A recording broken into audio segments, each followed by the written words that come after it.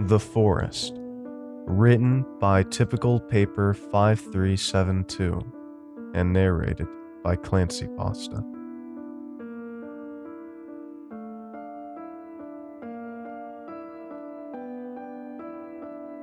Nana always told me to stay away from that forest behind the house. As she always said best, "Thomas, you keep back from those trees. Ain't not a thing good ever happen near those woods."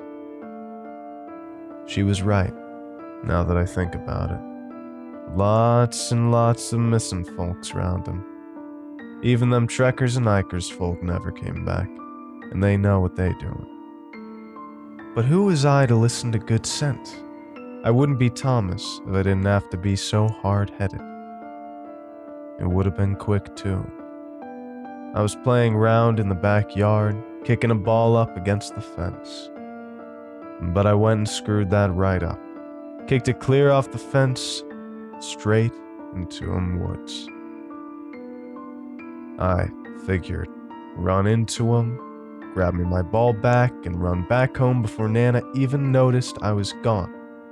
A perfect plan, if I say so myself. So, that's what I did. I'll admit, those woods are real creepy-like, especially with how dark they is, even in the day. Still, I soldiered on. I ran straight into them. They looked real normal-like, otherwise though. Just dark. I searched good and hard for my ball. Won't nowhere to be seen. I searched for about 5 minutes before I called it quits and turned back. But it was gone.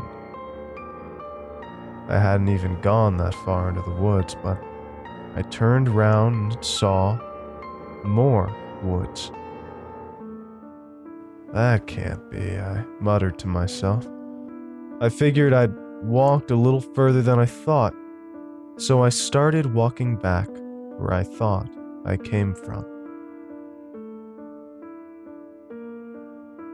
You know, it's real hard to keep oriented in such a dark place. Felt like I passed the same little spot about 100 times. What's worse, I don't think I've heard a sound since I've been in this place. Not a chirp of a bird or the buzz of a bee. I sat down to get my bearings.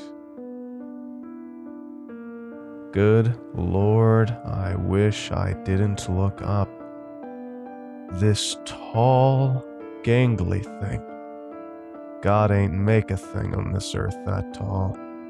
And it had these glowing, beady little eyes that just burrowed straight into your mind. I scrambled to my feet so fast you would have thought I was an athlete. I ran and ran. Never stopped. Didn't even slow down. Did that for about 10 minutes. I figured I lost it then.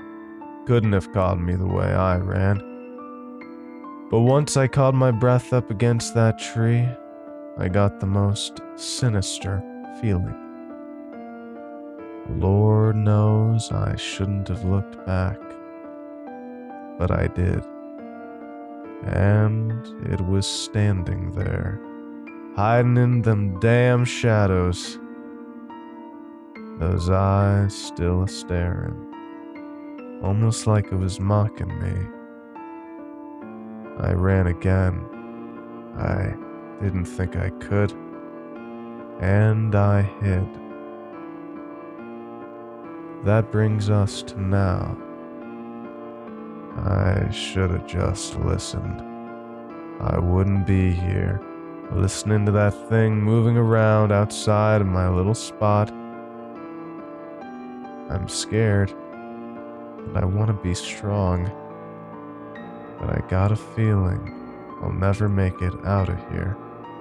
And something tells me those eyes staring at me are agreeing that too.